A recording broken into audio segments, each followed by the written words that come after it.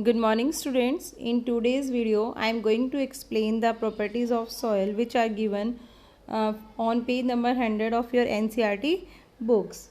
The main three important characteristic properties of the soil are percolation rate of water, moisture and absorption of water. So firstly I would explain percolation rate of water. It means how fast water passes through the soil. So we can say the term percolation describes the rate at which water or any liquid passes down through any material. So percolation property of any material is linked to its porosity, and different types of soils have different porosity. So their water percolation rate is also different. We can determine the percolation rate of different soil by the given activity. You have to take a PVC pipe which should be about 20 centimeter long and 5 centimeter in diameter. Now we can place it about 2 centimeter in the ground, and then we will pour about 200 ml water slowly into it,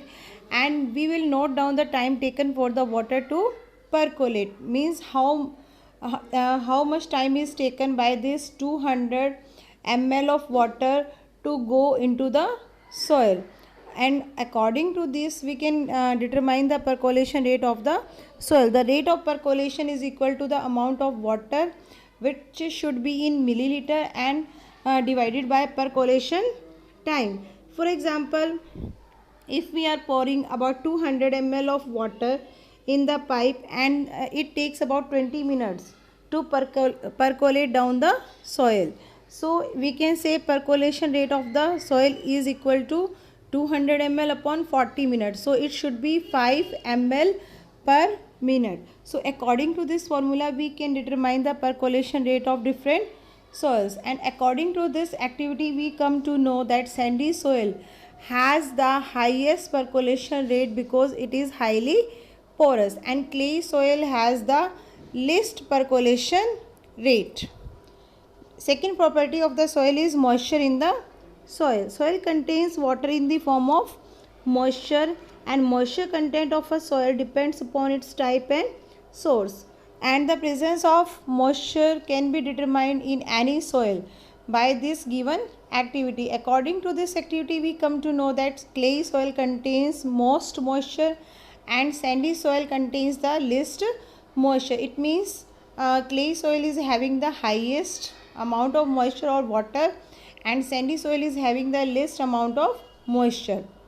According to this activity what we have to do, we have to take some soil in a boiling tube, and we will fix this tube in a stand. Now we will heat this soil with a burner. After some time you will observe some water droplets on the inner surface of this boiling tube. It means this water vapors have come from the soil sample, and this activity shows that soil contains moisture. And according to this activity we conclude that clay soil has the highest moisture content and sandy soil has the minimum moisture content, and loamy soil has the moisture content between sandy soil and clay soil. Next property of the soil is absorption of water by the soil. In this we have to calculate which soil can absorb more amount of water as compared to other. In this activity we have to take a funnel, and we will put a filter paper and keep this filter paper in this funnel. Funnel is cone shape. Now we will take about 50 gram of dry soil into this filter paper, and then we will take some water and we will pour this water on this soil sample. We will pour the water drop by drop all over the soil till it starts dripping.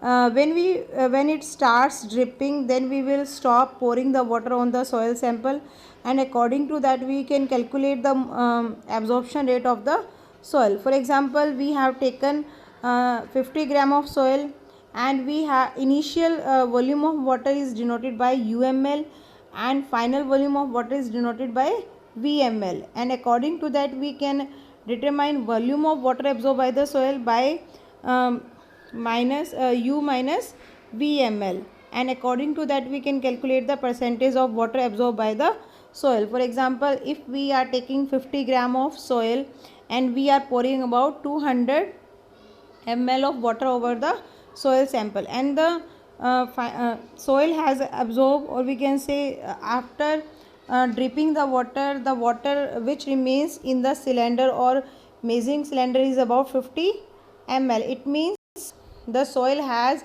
absorbed about 150 ml of water, because we will subtract 50 ml from 200 ml, and then according to that 150 divided by 50 into 100 we can calculate the percentage of water absorbed by the soil sample. In this way we can calculate the absorption capacity of different soil, and according to this activity we come to know that clay soil has the highest water absorbing capacity and sandy soil has the minimum water absorbing capacity. And now how different soils are suitable for growing different types of crops. We know different types of crops are grown in different types of soil. The loamy soil has a good water retaining capacity like the clay soil. The loamy soil is also rich in nutrients and permits sufficient air. In this way the clay soil is also very good for the growing the crops. Thus both clay and loamy soil, we can say these are the most suitable soil for growing different types of plants and crops. For example, here are given clay and loamy soil are suitable for growing wheat and pulses. In the same way, clay soil containing organic matter is also suitable for growing paddy. Paddy means rice.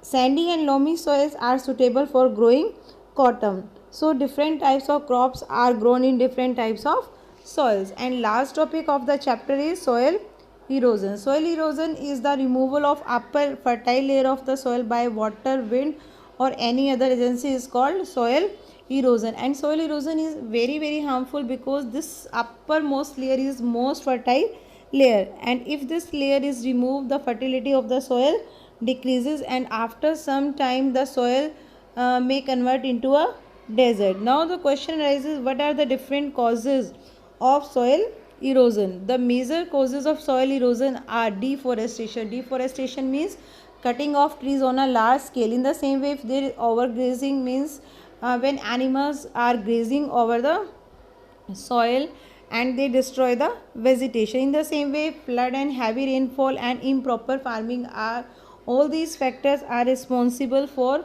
soil erosion. So to prevent the soil erosion, we should grow more and more trees and cut less trees. In the same way, overgrazing in a same patch of land should be avoided, because it also causes soil erosion. Terrace farming should be adopted in hilly areas. So by adopting such type of preventive measures, we can prevent the soil erosion, because soil is a very important natural resource. Thank you.